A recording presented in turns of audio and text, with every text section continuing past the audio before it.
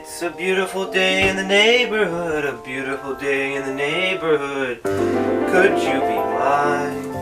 Would you be my neighbor? Well, hello there, boys and girls. Today I wanted to ask you a question. Do you ever get mad? I know I do.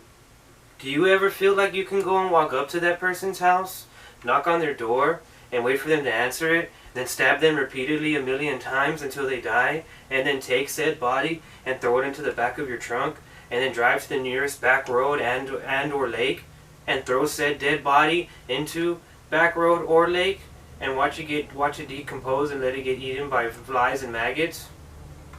I feel the same way, and that's okay. It's good to say how you feel.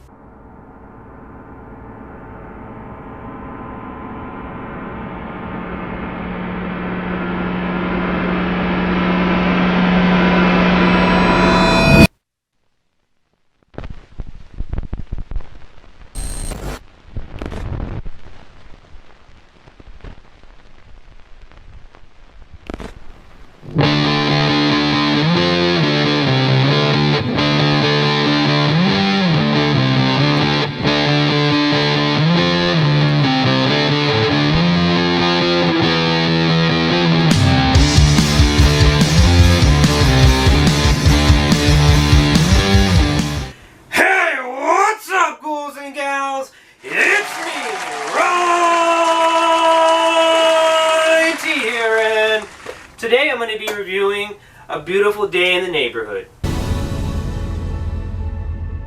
Like all my new movie reviews, I'm going to keep it short, sweet, simple, and to the motherfucking point. Alright, let's get it started, ghouls and gals. A Beautiful Day in the Neighborhood follows Mr. Rogers, or Fred Rogers, depending on how you know this guy as. And it follows Mr. Rogers as he forms this unlikely friendship with a journalist for Esquire magazine that's tasked with the job of profiling Mr. Rogers for a piece that they're creating about him and other American heroes. And first it starts up as a job for this for this journalist, who's played by this actor right here. And it just goes from there. It goes, and he starts to realize that Mr. Rogers isn't just a television character that Fred Rogers plays. Mr. Rogers is Fred Rogers. He is this guy. He is this nice, soft-spoken man. And their relationship starts to bud and form, and Fred Rogers ends up taking a liking to this journalist, and he gets kind of inserted into his life and sort of helps him deal with all these negative feelings that he has within himself, because at the start of this film, this man right here, the journalist right here that is tasked with interviewing Mr. Rogers, he is basically a joyless, cold-hearted cynic, and he doesn't believe in any happiness whatsoever. He's very hurt by his father, played by this actor right here, who walked out on him and his mother as his mother was on her deathbed and dying. And he now has a family of his own. He's married to this wonderful woman right here, and he just kind of feels like his life has no meaning, it has no hope, and he's just, for lack of a better word, a big fucking asshole. And after he meets Mr. Rogers, after meeting him a couple of times, he starts to realize that, well, hey, maybe I don't have to be a big fucking asshole. I could actually try and enjoy life, much like how this guy is doing. And that's pretty much the plot of the film. And I have to say, this film, it really got to me, but in a good way. I really got a sense of who Fred Rogers was, and what kind of person he was, and how he affected the lives of so many children and adults, or children who grew up to be adults, and even adults who watched his program. He was a very emotionally generous man, a very nice man, a very soft-spoken man, and he wasn't a saint, just like how this movie deals with. He wasn't a saint. Yes, he would get angry. Yes, he had his bad days. He had a temper. You know what sharing is? Sometimes it's nice to shout. Peter, come over here, please. The train track's too close to the lake. I got a shock. Weren't we going to solve this problem? I'm sorry. It's just that, you know, the lake is... We're solving the problem, Peter. Solving the problem. Solving the problem. Solving the problem. And problem solved.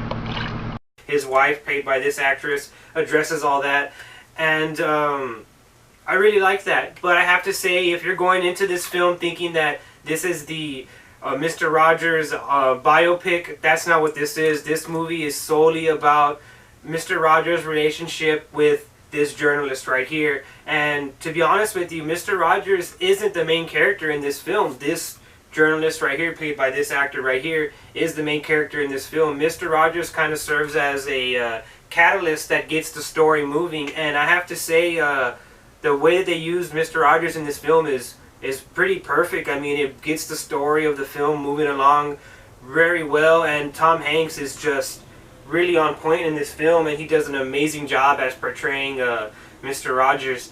As does everybody in the cast. Everybody in the cast is amazing. The dramatic scenes, you feel them because they're well acted, well written, and you can tell they were given some amazing direction. The film was directed by this man right here.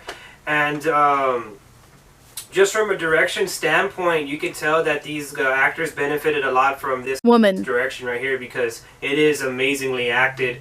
On a technical level, there's nothing really here that is too outstanding, except for these amazing cutscenes that they do that mimic what Mr. Rogers would do in his TV show, where he would have kind of like toys as like the town and stuff like that. They do that in this film, and they do it very well, and it keeps you invested into the story. It's not like a gimmick. It's something that kind of pays homage to Mr. Rogers, and it's really good. I had a really good time with this film.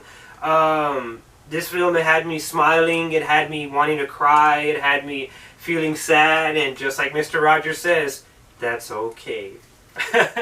So I had a lot of fun with this film. I really enjoyed it, and I think you ghouls and gals will too. And for that, I have to give this film a 7.5 out of 10. I really enjoyed this film. Is it the greatest film in the world? No, it isn't. It's a little bit slow at times. And again, if you're going into this film thinking that it's the Mr. Rogers story, it's not. So for some people, that may turn them off. They may be like, oh, why are they talking a lot about this journalist guy right here, not about my boy Mr. Rogers? And so for that, that's why the score for this film went a little bit lower, because I was one of those people. I did walk into this movie thinking that it was going to be a Mr. Rogers biopic, but the the information that they did use about Fred Rogers, I really liked, because I didn't know that much about Mr. Rogers, and I feel like I know a little bit more about him now after seeing this film. So final verdict for this film is 7.5, and will you be my neighbor?